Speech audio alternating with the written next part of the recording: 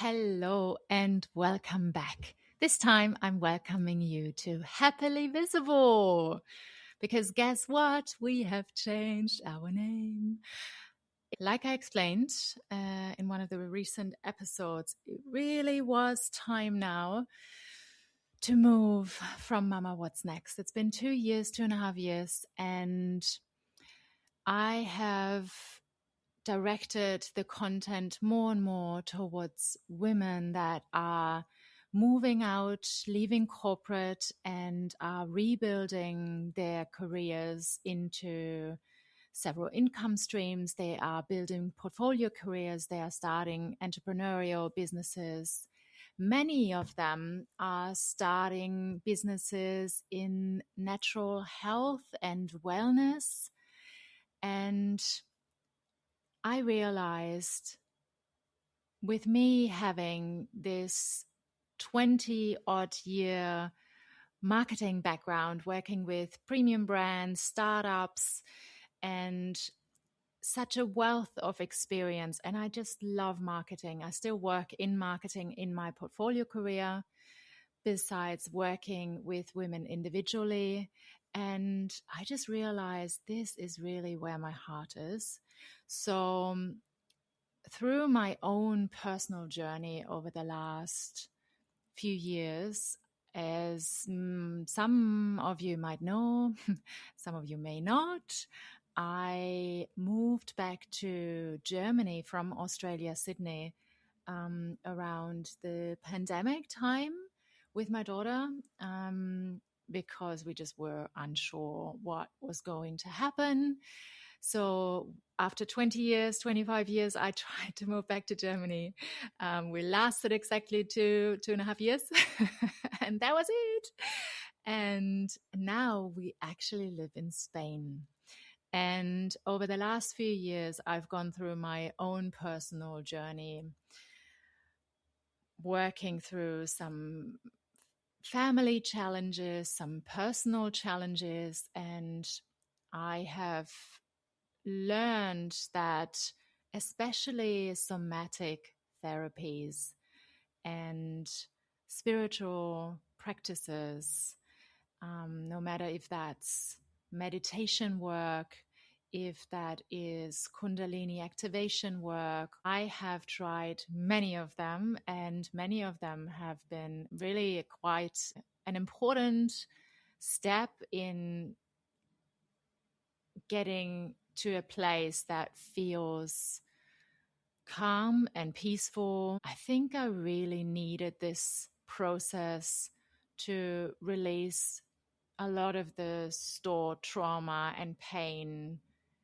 from my body, because sometimes we have talked so much and we have explored so much through conversation, but your body essentially holds so much of that pain. And there's nothing quite like somatic release, I found. And there are so many practices that I am so, so grateful for that has helped me to release a lot of that pain and open myself up to feeling it and unblock some of that pain that my body was holding. And even through the podcast over the last few years, I have interviewed some of the amazing women that have moved into the therapist and somatic therapy market, that have grown alternative health businesses like kinesiology. And I have always thought to myself, oh my God, this is such an amazing work that they're doing. This is so tremendously important. It needs so much more awareness. And what I also experience, though, that often women, because I follow so many of them online, on social, because it's just work that really interests me. And I feel that especially women that do work that is so impactful and so transformational often have trouble explaining the work in a way that others can understand your story and how you've moved into this space and how exactly you help. Because what happens often is that women that work in this space, for example, women that are working in holistic therapies, working across different modalities, for example, someone that works across somatic, inner work, breath work, energy work, shamanic healing, they live in this particular world every day, and they talk about it in a way that they understand it, and for them it's so normal, and for them it's so understandable. But often people that are not from this world, they have no access to the type of terminology that you use, to the type of work that you do, and how it helps me, how it transforms my life and my inner world and my outer world, and what's possible. And I have found through my research that essentially the somatic therapy market alone is growing at 17.5% annually. And many of the practitioners in this space know they need to be visible online, they need to market themselves online, but at the same time, it's often something that doesn't come naturally to them. So they usually get their clients through referrals, through friends recommending each other, because it's trust-based, right? So people don't buy coaching or therapy because they can judge the quality beforehand. They buy because they trust the person. Yet, most marketing teaches people to perform instead of connect.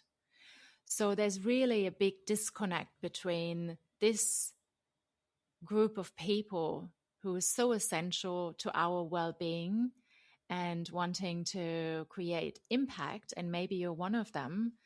And on the other side, having to step into this marketing space that feels odd, that feels uncomfortable, that feels extremely performative. And then we have so many women leave corporate. They often leave corporate due to burnout, to pay gaps, to structures that don't support motherhood, for example, that lack meaning. And very, very often these days, because they experience the health benefits, they redirect and build businesses across alternative health, holistic practices, wellness, healing, coaching, transformational work, somatic work. And so they arrive after gathering deep expertise and essentially need to start to build and grow their business more from referral clients, but they have zero marketing infrastructure. And maybe you feel exactly the same way. So while some careers are being automated or downsized, embodied, relational, human-centered work is moving in the opposite direction. As awareness of stress and trauma and burnout in the world grows globally, somatic skills will be a core competency in wellness and mental health. So you might not have thought about this before, but there are so many new roles emerging in this space. So the somatic and holistic market is not just growing in size, it's also the professional identities across the last 5 to 10 years that are developing and changing, and people are building practices, and they need to be found online. So some of these roles are like a nervous system coach, somatic practitioners, trauma-informed wellness coaches, breathwork facilitator, craniosacral therapist. I've just interviewed someone from Switzerland that works in this field in Switzerland and has tremendous experience. human design, somatic movement, fascia release practitioners. There are so many important roles emerging out of this space. And I've seen many of these women, and maybe you are one of them. They have the same problem. You cannot explain what you do in a way that makes people understand the transformation, that makes people understand the story. And I feel there's so much need now to support this important area, also because I have benefited myself. It's helped me so tremendously in my own personal life. And I am so grateful to many of the women that work in this space. And I love marketing. So I thought, why not put the two together? Why not put this amazing space that I love so much, that I know really well, and the women that work in this space I love to work with, and support them through marketing content, through human storytelling, through supporting them to get their story out in a way that is not performative, that is authentic, that's natural, and that doesn't make them jump through hoops as a content creator every single day. So I realized almost no one is really serving this particular group of women. And my expertise in marketing is really across brand strategy and story. And over the last 2 years, I've basically done nothing else than do these amazing interviews with women to profile them. And now we have created a format where we will do this in a more strategic way for you. If that's something that we can support you with, we will do 60 to 90-minute interviews. There will be a number of strategic questions focused on your story, your expertise, your methods, your social proof, so that we get all the right pillars in place to help you sell your work and promote yourself in a way that feels not awkward, not performative, and in a way that feels natural, like you, and not like you have to do a performance in front of a camera. Because the best marketing is not created, it's uncovered. And I know this so well through my work over the last 20 years, working with some of the most amazing brands like Breitling, Davidoff, Rimmel, Shiseido. There are so many amazing brands, and none of them is chasing algorithms. None of the marketing teams are sitting in the office thinking about, how can I create a viral reel? How can I get in front of the most people? What these brands have always focused on is story. And it's the proof and the story of how they touch people's lives. So just to give you one example, I used to work with Davidoff, and we created a global umbrella brand campaign that had to cross over several different product categories.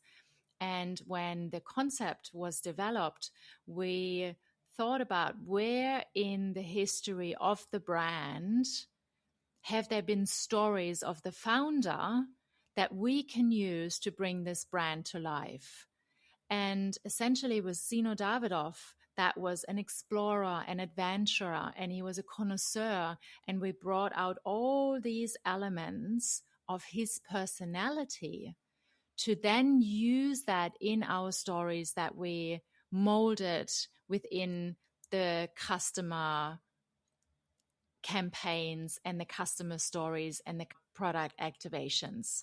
So essentially, you don't sit down and think about content ideas, think about hooks, think about what works in the market and who does what, and look at different competitors to see what are they doing that we can copy, which so many people in social seem to be doing.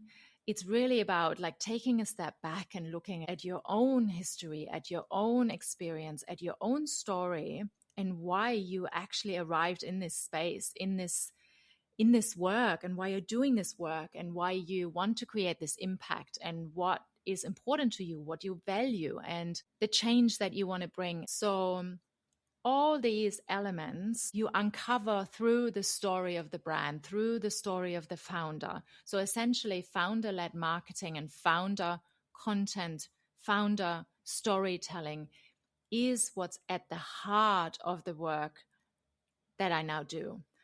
And today I thought I would just shed a light on the really important group of people that I want to mainly support, that I have supported in the past. And if you are one of them, then I'm so happy that you found this podcast. And hopefully you get a lot of value out of the episodes that we will be creating now, because obviously Mama What's Next was a lot more focused on career change and career reinvention. Whereas now we really focus on the stories of women moving out of corporate, moving out of 9-to-5 roles and into business ownership, into entrepreneurial roles. And the show will basically be sitting on a 3-pillar framework.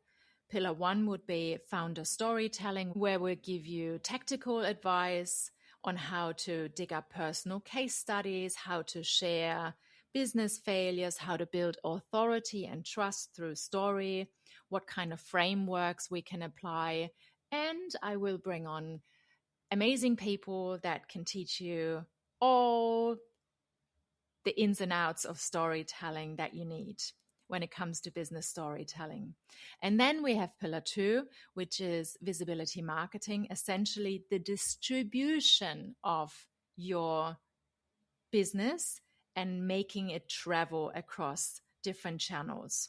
So these are practical strategies on content channels, on PR, on getting your message in front of the right buyers. And how do we do that? How can we improve that? How do we do it in a non-performative way, in a way that's sustainable, in a way that makes you feel good while you're reaching out to people? So it's basically, how do you promote yourself? How do you market yourself in a way that makes you feel good and happy? And pillar 3 is visibility healing, which is such an important area of visibility work. And I think often it's either or, but I think all of that belongs together in one space, because your mindset is so important. If you don't have that in a place that makes you feel calm and peaceful and expansive and ready to speak in front of people and ready to promote yourself, and you don't feel good, then you can push yourself so much to get out there. And people tell you this all the time on social. You just have to post more. You just have to do more. You just have to be more visible. If your nervous system is not ready, if your nervous system is not calm and prepared and hasn't been expanded enough to take up this space, to receive criticism, to receive other people's opinions, to receive other people's input, and to put your own thoughts out there, your own opinions. And that's something I'll be working on now, to step into a space where I share more of my own opinions. So your nervous system, your mindset needs to be able to handle the fear of criticism, of trolls, of vulnerability. So essentially, all of this goes hand in hand. And this is why I created a show in this kind of way now. So I am so happy you're here. And I really, truly hope you're getting a ton of value out of the conversations that I'll be having. I will still be having lots of interviews. I will still be doing some solo episodes. It will probably about 20-30% will be solo episodes. The rest will be interviews. I will still be having some interviews in German because obviously that's where I was born. And I work in Switzerland with a lot of Swiss people, and I love to support them as well. And so there will always be a little mix. And the main part of the show will be in English, though. So thank you so much for joining me today, for being here. If you currently face the same struggle, if you currently are growing your business or know that you really need to start to talk about your story, where you want to do this in a way that feels not pushy, not performative, where you know you're not quite ready yet to do the whole yapping, here is me in front of the camera by myself, and I do this every day because I just love content marketing. If that's not you, or maybe that's not you yet, because essentially for me that was a process as well, but it took me 2.5 years now to get to this point. And it really helps to do this step by step and to give yourself time. And I found for women like me that are more introverted, that are more sensitive, that might have problems with visibility through the past story and history and family history, and I can share a little bit more about that in the future, what I had to overcome to get to this place now, then you likely will need a little bit more time to prepare your nervous system and to feel a little bit more safe in front of a camera or a microphone. And I have really experienced that is the easiest to do this in conversation, which is why I built this offer now to do a brand story visibility session through conversation and support women that are stepping into this space in this way. And I'm so excited about this work. And if you feel this is exactly what you need, please do make sure to check out the show notes, have a look, and you will find the offer on sunnychapter.com/edit, where I explain how I help women articulate their value and turn one strategic conversation into meaningful content, into positioning, timeless content that attracts the right kind of opportunities for you. Because the best marketing is not created, it's uncovered. That's my strong belief. That's what I've learned across my whole career, across all the brands that I've worked with. And I strongly believe this is what we need to do with each one of you that is struggling. We need to dig into the stories that have shaped your life, the transformations that you've experienced, and the work that you're here to do. So if I can help you in any way, please do reach out. I'm here for you. I love this work. I know this work, and I love marketing. I can only say this again. I really do love content, and I love content marketing, but not the performative part, but the story part. So if you're interested in a 60-minute storytelling experience built entirely around you, your story, and the people you're meant to serve, which then delivers you 30 days of content done for you, then please come and join me and get in touch with me. I would love to support you. Thank you so much for being here today. And as always, if you have been getting value from the show, if you love the content that we produce here, please do subscribe, jump onto Spotify or Apple Podcasts, subscribe to the show, leave us a review, and it really helps us build the visibility for the show as well and reach an even wider audience, which is really, really important for me too, because I get to help more people. And this is exactly what we want, right? So thank you so much for joining me today. Next time, I have a really amazing interview for you with the founder of the Food Lab in Hamburg. That will be in German as well, but it is an amazing interview with Christine, who has founded this platform to bring together food startups in Hamburg and give them a platform to collaborate and build and grow their businesses. So stay tuned. I'm so grateful for all these amazing conversations and interviews I get to have with all these inspiring people. Thank you so much for joining me today. And I will see you next week.